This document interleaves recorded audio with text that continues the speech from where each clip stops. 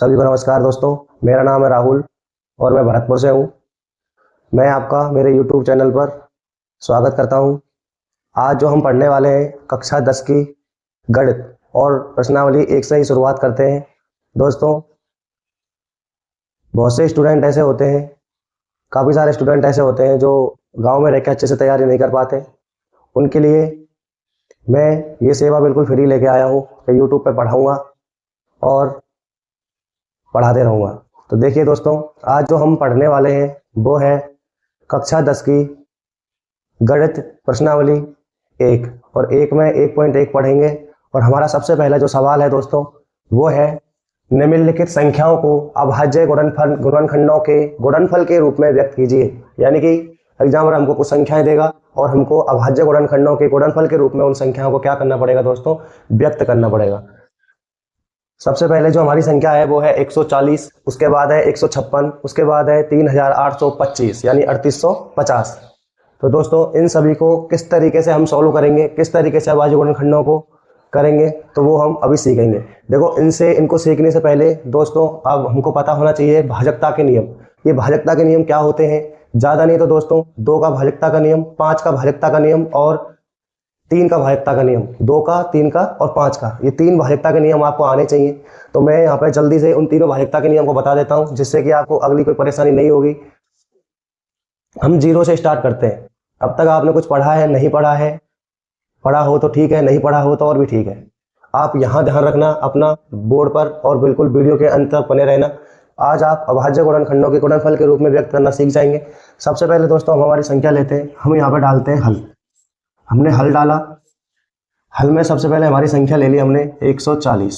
तो 1 से 40 को कुछ इस तरीके से जब हम अभाज्य गुणनखंड करते हैं तो कुछ इस तरीके से इनको जमा लेते हैं। अब दोस्तों देखो, सबसे पहले हमको अभाज्य संख्याएं पता होनी चाहिए कि हमारी जो अभाज्य संख्याएं हैं वे कौन कौन सी हैं। तो दोस्तों, जो अभाज्य संख्याएं हैं, सबसे छोटी हमारी अभाज्य संख्या है 2। अभाज्य संख्या 2 से शुरू होती है। ऐसी संख्या जिनके 2 से अधिक क्या नहीं होते हैं, भाजक नहीं होते हैं। यानी कि ऐसी संख्याएं जिनमें हम 1 का भाग जाए और स्वयं संख्या का भाग जाए, उनको क्या कहेंगे? अभाज्य संख्या। जैसे 2 है, 3 है, 5 है, 7 है, 11 है। दोस्तों ध्यान रखा जाए, यहाँ पर 9 अभाज्य संख्या नहीं है, 9 भाज्य संख्या है। क्यों? क्योंकि 9 के जो गुणनखंड होते हैं, 1 होता है, 3 होता है, 9 भी होता है। तो अभी हमने बताया कि 2 से अधिक भाजक होते हैं। किसके? भाज्य के। तो 9 तो भाज्य हुआ। तो इसलिए अब हम अभाज्य गुणनखंड के बारे में बात करते हैं। दोस्तों सबसे पहले भाजकता के नियम के बारे में बात कर लेते हैं। भाजकता के नियम के बारे में, भाजकता का नियम देखो, 2 का भाजकता का नियम, 2 का भाजकता का नियम, 2 का भाजकता का नियम।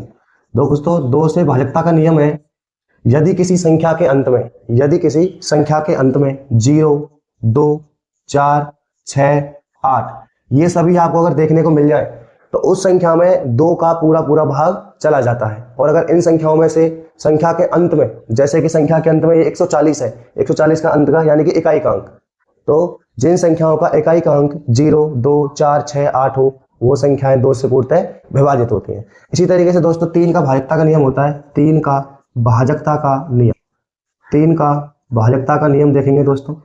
3 से भाजकता का नियम क्या होगा? 3 से जो भाजकता का नियम होगा दोस्तों वो होगा, यदि किसी संख्या के अंकों के योग में, कोई संख्या होगी, उनके जो अंक होंगे उनका योग करेंगे।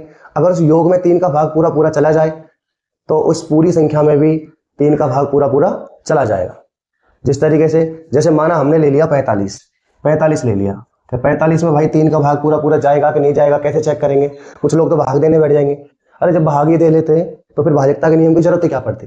तो इसलिए दोस्तों 45 को लेते हैं, 45 के अंकों को लेते हैं। 45 में 2 अंक हैं, एक तो 4 है, एक 5 है। दोनों को जोड़ लो, दोनों को जोड़ा मैंने, कितना आया? 9 आया। अब बताओ 9 में 3 का भाग पूरा जाता है कि नहीं जाता है? चला जाता है। 3 एकम 3, 3 दूनी 6, इतना दिया 9। इसलिए इस पूरी संख्या में यानी कि 45 में भी 3 का भाग पूरा चला जाएगा। दोस्तों 5 का भाजकता का नियम और ध्यान रख लेना बस, 5 का भाजकता का नियम, 5 का भाजकता का नियम। दोस्तों 5 से भाजकता का नियम और भी सरल है। जिस तरीके से 2 का है कि सब इकाई का अंक देखना है और हमको पता चल जाएगा कि 2 का भाग जाएगा कि नहीं जाएगा। दोस्तों कितनी भी बड़ी संख्या हो, 5 अंकों की हो, 6 की हो, 7 की हो, कोई फर्क नहीं है। बस आप इस इकाई के अंक को देख लेना, इकाई का अंक आपको दिख जाए, 2 का भाग आप मीच के दे देना। 3 का जब 2 का भाग देना बंद हो जाता है तो फिर हम 3 का ट्राई करते हैं, 3 के बाद 5 का ट्राई करते हैं। 5 का भाजकता का नियम क्या है दोस्तों? 5 से भाजकता का नियम है कि यदि संख्या का इकाई अंक 0 हो या 5 हो, इकाई अंक 0 हो या 5 हो तो उस संख्या में भी हमें 5 का पूरा पूरा भाग चला जाता है, यानी वो संख्या भी 5 से विभाजित होती है। तो देखिए दोस्तों, अब सबसे पहले हमारी अभाज्य संख्या 2 है, सबसे पहले हम 2 का ट्राई करेंगे। आपने 2 का भाग दिया, किसमें दिया? 140 में। तो 140 में देखो 2 7 14 और 0, यानी कि मेरा भाग चला गया 70 बार।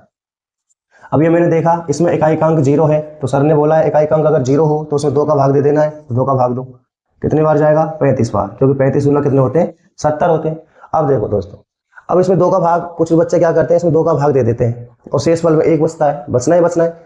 तो हमको इसमें 2 का भाग नहीं देना है, हमको 2 का भाग हम नहीं जा रहा है, तो 3 का ट्राई करना है। 3 के लिए हम क्या करते हैं, वही प्लस करके देखेंगे। 3 और 5 को जोड़ा, कितना आया? 8 आया। 8 में 3 का भाग थोड़ी ना जाता है, तो इसलिए 35 में 3 का भाग नहीं जाएगा। फिर हम 5 की तरफ चलेंगे। 5 का भाज्यता का नियम कहता है कि इकाई अंक 0 होना चाहिए और 5 होना चाहिए। तो बोलो 0 या 5 अंक दिख रहा होगा आपको इकाई अंक? ये देखो 5 है, 5 का भाग देना है। 5 का भाग दिया हमने, कितने बार गया? 7 बार गया। फिर 7 का भाग इसमें दे देंगे, 1 बार गया। ठीक है, इस तरीके से इतना देके हमारा काम यहाँ पे खत्म हो जाता है और हम यहाँ पे इसके गुणनखंडों को लिख लेते हैं। 2 गुणा 2 गुणा 5 गुणा और 7। कोई परेशानी और दिक्कत? तो देखो इसको थोड़ा सा और अच्छे से लिख लेते हैं। देखो दोस्तों, ये 2 बार आ रहा है यहाँ पे, और कोई भी अगर 2 बार आए तो किसी संख्या के ऊपर घात में 2 लगा दो। 3 बार आ जाए तो 2 लगा दो। मैं देख रहा हूँ कि 2 यहाँ 2 बार आ रहा है तो 2 के ऊपर घात 2 लगा दी, और सबको ऐसे लिख दो 5 गुणा 7। बस आपका नंबर यहाँ पे कंप्लीट हो गया। एग्जामिनर बस इतना ही करना है। आप अभाज्य गुणनखंडों को देख लो। अभाज्य गुणनखंडों के गुणनफल के रूप में हमने इस संख्या को क्या कर दिया है? व्यक्त कर दिया है। इसी तरीके से दोस्तों देखो, इसको देखो, दूसरे को, इसको देखते हैं।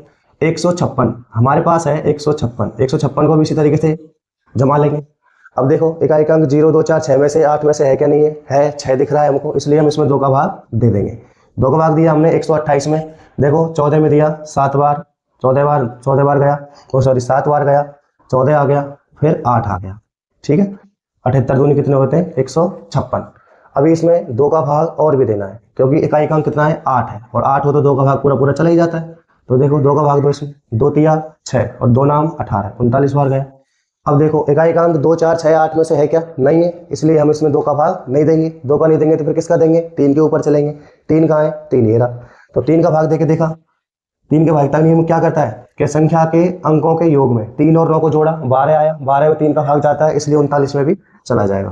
तो देखो कितनी बार गया? 13 बार। 13 तिया 39। अब 13 तो अभाज्य संख्या है, 13 में हमेशा 13 का ही भाग जाएगा। इसको इसी प्रकार से आप लिख सकते हैं यहाँ पे 156 बराबर 2 गुणा 2 गुणा 3 गुणा और 13। अभी डबल बार आ रहा है तो इसको लिख देंगे 2 की घात 2 इंटू 3 इंटू 13। बस यही आपका आंसर आ जाएगा। इसी तरीके से दोस्तों 3825 को करेंगे। 3825 को देखो मैं यहाँ कर देता हूँ, भाज्यता के नियम यहाँ पर लिखे गए।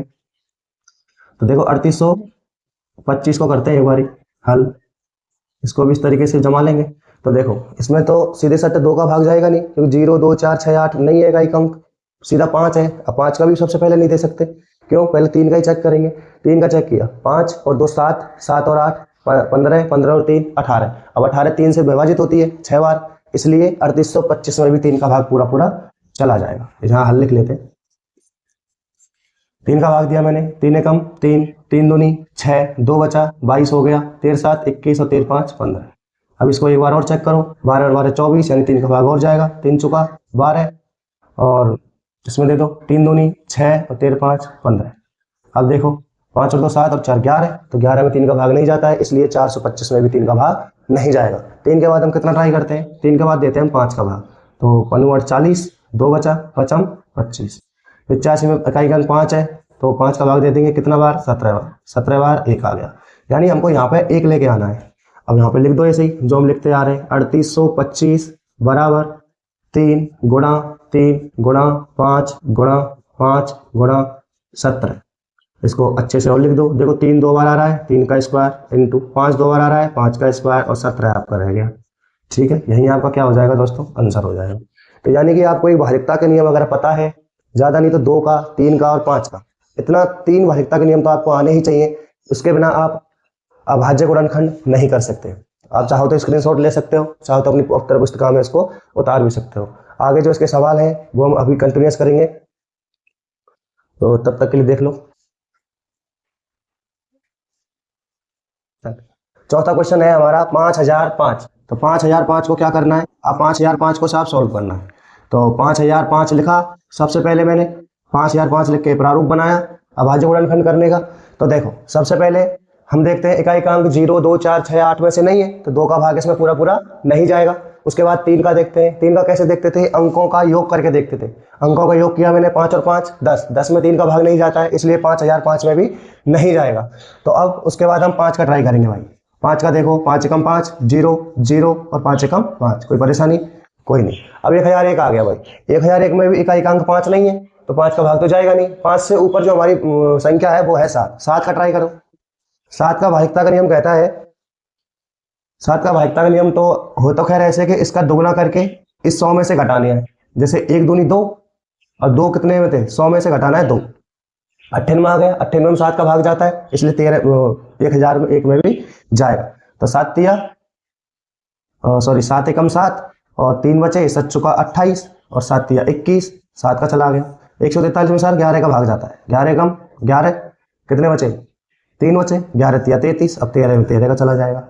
बस इसको दोस्तों नीचे लिख देंगे इस तरीके से, 5005 बराबर 5 गुणा 7 गुणा 11 गुणा 13। बस यही हमारी कहानी खत्म। हमारी क्यों सवाल की कहानी खत्म। अब है हमारे पास पांचवा क्वेश्चन। पांचवा क्वेश्चन है 7429। 7429 दोस्तों देखो, इसमें 2 का भाग भी नहीं जा रहा है, 3 का भी नहीं जा रहा है, 5 का भी नहीं जा रहा है और 7 का भी नहीं जा रहा है और 11 का भी नहीं जा रहा है। तो दोस्तों ये एक डिफिकल्ट है, इसलिए इसको सीधा ध्यान रख लेना। इसमें भाग जो जाएगा वो जाएगा भाई 17 का। कितने का जाएगा, 17 का भाग जाएगा।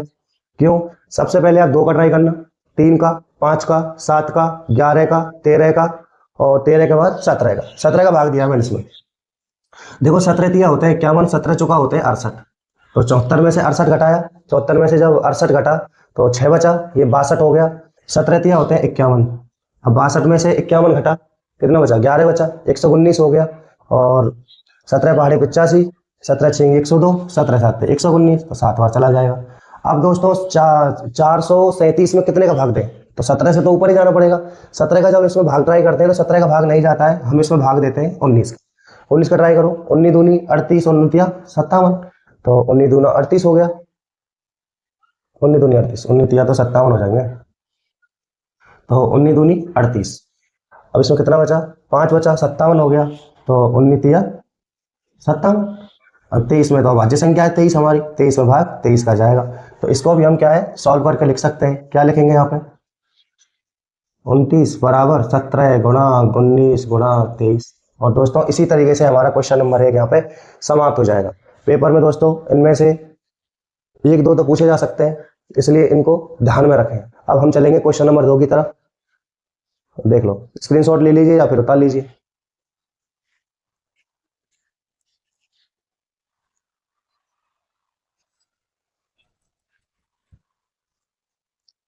हाँ जी मित्रों, ये जो हम पढ़ रहे थे प्रश्नावली 1.1, इसका ये तीसरा सवाल है। दूसरा सवाल है जो हम पढ़ रहे थे, ये उसका दूसरा सवाल है। और दूसरा सवाल कहता है दोस्तों, पूर्णांकों के निम्नलिखित युग्मों के एचसीएफ और एलसीएम ज्ञात कीजिए तथा इसकी जांच कीजिए कि दो संख्याओं का गुणनफल एलसीएम इंटू एचसीएफ होता है। अब ये एलसीएम और एचसीएफ क्या है दोस्तों, एलसीएम तो हम बोलते हैं लघुत्तम समावर्तक को, जिसको हम शॉर्ट फॉर्म में लेस है बोला जाता है। और महत्तम समावर्तक यानी कि एचसीएफ, जो हमारा एचसीएफ है उसको हम बोलते हैं मैस है, महत्तम समावर्तक। दोस्तों जो एक बार अभाज्य गुणनखंड करना सीख गया, वो अभाज्य गुणनखंड करना सीख गया, वो बहुत कुछ सीख गया। लय से निकालना सीख जाएगा, मैं से निकालना सीख जाएगा, वर्गमूल करना सीख जाएगा, घनमूल करना सीख जाएगा। इसलिए दोस्तों एक बार अभाज्य गुणनखंडों करना सीख लें, आपके लिए बहुत बढ़िया रहेगा। तो देखिए इसको सॉल्व करते हैं, एक एक को करेंगे, 26 को 91 को अभाज्य गुणनखंड इन दोनों के निकाल लेंगे। तो सबसे पहले हम 26 के अभाज्य गुणनखंड निकाल लेते हैं। तो देखो हमने पता है 26 के अभाज्य गुणनखंड, सबसे पहले 2 का भाग देना है, क्योंकि इकाई अंक कितना है 6 है, और जब इकाई अंक 6 हो तो 2 का भाग पूरा पूरा जाता है संख्या में। तो मैंने दिया कितनी बार गया, 13 बार, 13 का दिया कितनी बार, 1 बार। ऐसे आप 91 को ले लो, 91 में क्या आपने अभाज्य गुणनखंड करे, देखो इकाई का अंक 0 2 4 6 8 नहीं है, इसलिए 2 का भाग तो जाएगा नहीं। 3 का भागता के लिए 9 और 1 को जोड़ा 10 हुआ, 10 में 3 का भाग पूरा पूरा जाता है क्या, नहीं जाता, इसलिए 91 में भी नहीं जाएगा। तो देखो 5 का भागता का नियम, इकाई का अंक कितना होना चाहिए, 0 होना चाहिए और 5 होना चाहिए। अब यहाँ पे 0 5 है क्या, नहीं है। उससे पहले 7 का ट्राई करेंगे, 13 7 थे 91 होते, 13 बार गया। इन दोनों को दोस्तों जमा लीजिए, इस तरीके से जमा लीजिए। 26 इक्वल टू बराबर 2 गुणा 13। इसको जमा लीजिए 91 को। देखो 91 को लिखा जा सकता है 7 गुणा 13। बोलो 7 गुणा 13। अब देखो, अब यहाँ इसमें दो चीज है, एक तो है एलसीएम जिसको हम बोलते हैं लेस है, और एक है एचसीएफ जिसको हम बोलते हैं मैस है। तो देखो सबसे पहले मैस से निकालते हैं, एचसीएफ। तो देखो एचसीएफ निकालने के लिए दोस्तों हमको ओवेनिस्ट जो गुणनखंड है दोनों संख्याओं में वो लेने पड़ते हैं। अब देखो 2 ऊपर है 2 नीचे है क्या? नहीं है। नीचे 7 है, ऊपर है क्या 7? नहीं है। तो मैंने देखा कि जो 13 है 13 ऊपर भी है और नीचे भी है, तो 13 कॉमन आ जाएगा। तो 13 आ गया कॉमन, तो एचसीएफ तो 13 हो गया और बाकी कुछ कॉमन आ ही नहीं रहा है। कुछ और कॉमन आता तो उसको और गुणा कर देते। अब निकालना है हमको एलसीएम। एलसीएम निकालना है। एलसीएम निकालने के लिए दोस्तों हम अधिकतम घात वाली संख्याओं को लेते हैं, जैसे कि 2 अकेला है ले लो, 7 अकेला है ले लो। अब 13 दोनों में कॉमन है तो 13 को एक बार ही लेंगे, ऐसा नहीं है 13 ऊपर से भी ले लिया और नीचे से भी ले लिया तो फिर गलत हो जाएगा। यानी कि आप गुणा कर लीजिए दोस्तों। देखो 13 7 होते हैं 91, और 91 का गुणा करना है किसने के साथ? 2 के साथ। 2 एकम 2 और 9 दूनी 18, ये आ गया आपके पास 182। 182 आपका लघुत्तम समावर्त आ गया। अब ये कह रहा है कि दो संख्याओं का जो गुणनफल है वो एचसीएफ इंटू एलसीएम का क्या होना चाहिए? बराबर होना चाहिए दोनों का। यानी कि जो हमारी 26 और जो 91 संख्या है इनका गुणा करें और 182 का और 13 का गुणा करें तो कैसा आना चाहिए? h/2 आना चाहिए। तो देखो सबसे पहले हम दो संख्याओं का गुणनफल कर लेते हैं। दो संख्याओं का गुणनफल, दो संख्याओं का गुणनफल, दो संख्याओं का गुणनफल किया आपने बराबर। दो संख्या कौन सी है आपकी? 26 और 91। तो 91 गुणा 26 कर लेते हैं। बोलो 91 गुणा 26 कर लेते हैं। तो इधर की साइड कर लेते हैं। बोलो 91 गुणा 26। तो देखो 91 गुणा 26 किया मैंने, कितना आया? 26 आ गया। गुणा 9 का किया, 9 चिकी 54, 54 को 4 को हासिल 5 और 9 दिन 18 और 5 23, 6 आ गया, 6 3 और 2, यानी कि दोस्तों 2366 आ रहा है मेरा। कितना आ रहा है?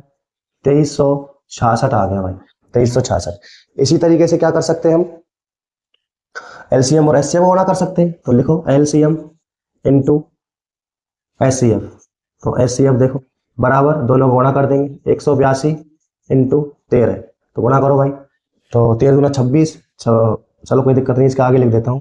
13 दूनी 26, 26 को 6 को हासिल 2 लगी, और तो 13 को गुणा 8 से किया तो 13 चौक 52, 13 पंजा 65, 13 छिंगा 78, 13 7 91 और 13 अट्ठे 104।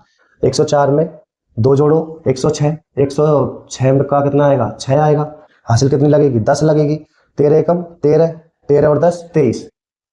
तो देखो दोस्तों यहाँ भी हमारा 2366 आ रहा है, यहाँ भी हमारा 2366 आ रहा है। तो हम नीचे क्या लिख सकते हैं?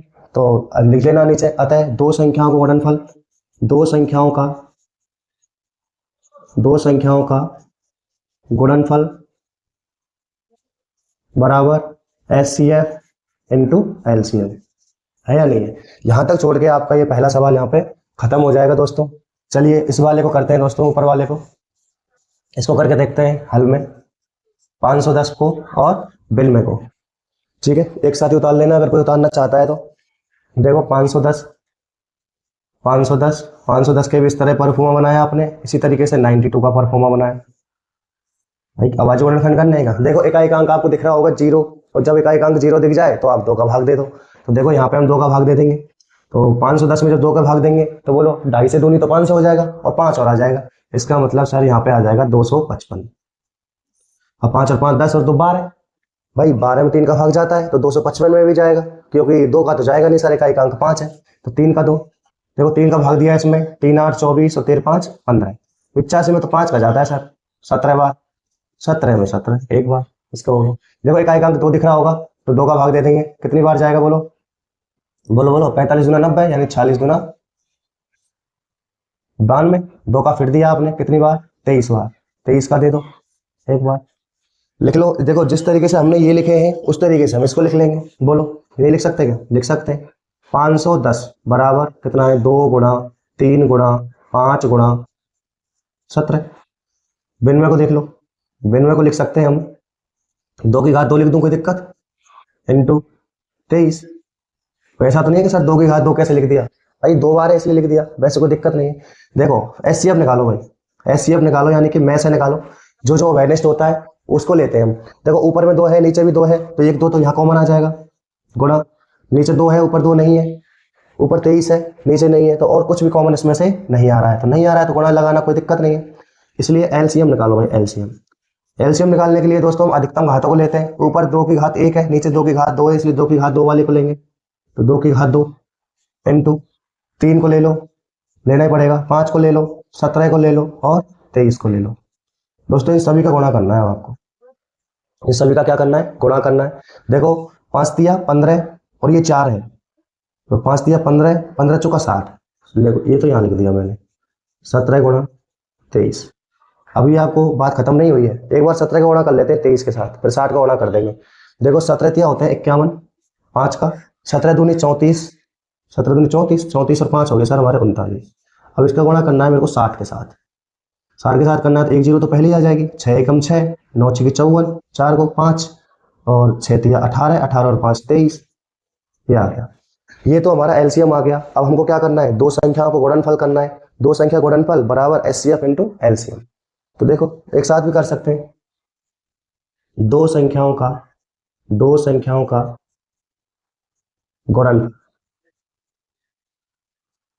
दो संख्या गुणनफल बराबर, संख्या कहाँ है 510 और 92 है, तो 510 इंटू 92 बराबर जो भी है लिख लेंगे। इसी तरीके से एलसीएम और एचसीएफ को गुणा करना है, यानी कि एचसीएफ इंटू एलसीएम बराबर उनका गुणा करना है। एलसीएम और एचसीएफ है, एचसीएफ मेरा एलसीएम मेरा, तो ये आ गया मेरा 2340 इंटू इसमें 2 का गुणा करना है बराबर का। देखो पहले नीचे वाले को सॉल्व कर लेते हैं, ऊपर वाले को देखेंगे। 0 6 दूनी 12 को 2 को हासिल लगी 1, 4 दूना 8 और 1 9 और 3 दूनी 6 और 2 दूनी 4, तो ये आ गया 46,920 आ गया। कितना आ गया दोस्तों 46,920। इसी तरीके से हम 510 में गुणा कर लेते हैं साहब 92 का, कितने का 92 का, सॉरी 92 बोलते हैं इसको। तो देखो 510 का गुणा करने के लिए हम क्या करेंगे, 92 गुणा 51 कर लेते हैं और पीछे 0 लगा देंगे। तो देखो 92 गुणा 51 किया मैंने, 92 गुणा 51, एक 0 हम पीछे बाद में लगा लेंगे। तो देखो 92 आ गया इंटू 5 दूना 10 की 0, हासिल 1 9 5 45 और 1 40, 40 आ गया, 2 9 6 और 4 और 0 तो लगाओ, ये लगा दिया। देख लो दोस्तों 46,920, 46,920, तो इसको लिख सकते हैं हम 46,920। नीचे आप इसी तरीके से लिख सकते हैं दो संख्याओं का गुणनफल बराबर एचसीएफ इंटू एलसीएम। बोलो कोई दिक्कत, नॉट दिक्कत। तो इस तरीके से दोस्तों आपको ये दोनों सवाल हल हो जाएंगे। लगे हाथ इनको और कर लेते हैं। देखो हल 336 को भी ऐसे परफॉर्मा में ऐड करो, इकाई का अंक 6 है तो 2 का भाग दे देंगे, 16 दूनी 32 होते हैं, 1 बचा, 8 दूनी 16, 2 का भाग दिया 8 बार 4 बार, 2 का दिया 4 2, 2 का दिया 21, 21 में 2 का भाग नहीं जाता है, 3 का जाता है, 7 बार, 7 का दिया 1 बार। ठीक है, इसी तरीके से आप 54 को भी ले सकते हैं, 54, 2 का भाग दिया 27, 3 का भाग दिया 9 बार, 3 का भाग दिया 3 बार, 3 का भाग दिया 1 बार। क्यों 27 में क्यों नहीं दिया 2 का भाग, क्योंकि सर इकाई का अंक 7 है और 0 2 4 6 8 हो तभी हम 2 का भाग देते हैं।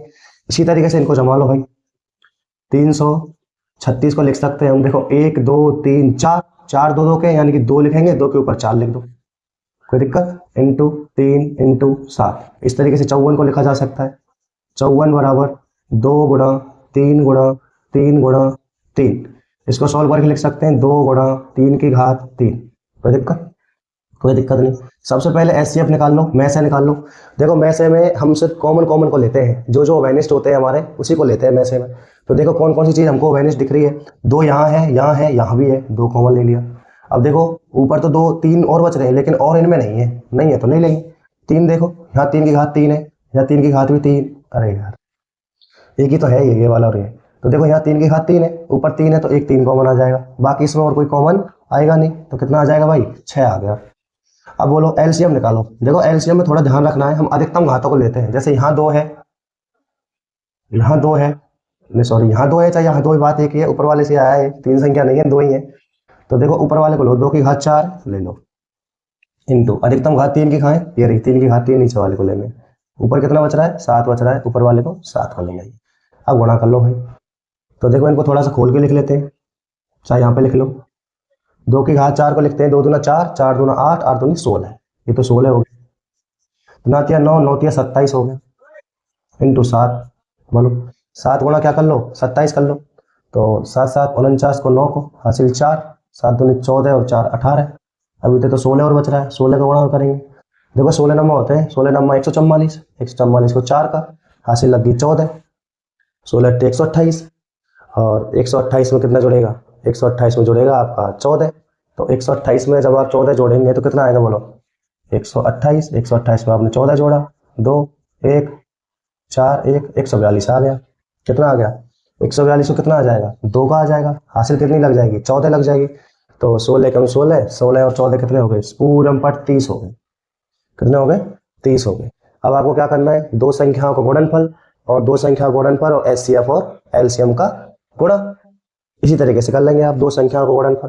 तो देखो दो संख्याओं का गुणनफल कितना आ जाएगा, दो संख्याओं का, मैं शॉर्टकट में लिख रहा हूं, दो संख्याओं का गुणनफल। दो संख्या का है हमारी ऊपर वाली 336 और 54 है, 336 और 54 इनका गुणा करना है आपको। और क्या करना है, और H C F into LCM का गुणा करना है, H C F into LCM का गुणा। एच सी एफ कितना आया है 304 इंटू एच सी एफ कितना है 6। पहले इसको गुणा कर लेते हैं, 6 चौका 24 को 4 को हासिल 2, 6 दूनी 12 और 2 14, 14 को 4 को हासिल 1 1 ही आएगा और 6 तिया 18, यानी 18 144। और ये भी कितना ही आएगा 18 144। आप गुणा करके देख सकते हैं। नीचे लिख लेना भाई एच सी एफ, क्या लिखना है वही लाइन ये वाली, कि दो संख्याओं का गुणनफल बराबर H C F into LCM होता है। दोनों कैसे आएंगे, समान आएंगे। ये हमारे उत्तर की क्या हो गई भाई, जांच हो गई। तो दोस्तों इस तरीके से हमारा क्वेश्चन नंबर 2 यहाँ पे समाप्त हो जाता है। कोई किसी का सवाल हो तो कमेंट करके पूछ सकता है। दोस्तों अगर वीडियो अच्छी लगी हो तो लाइक करें, सब्सक्राइब करें, और आप चाहते हैं किसी तरीके से मैं और भी वीडियो बनाऊं तो कमेंट में जरूर लिख के जाएं। राम राम दोस्तों।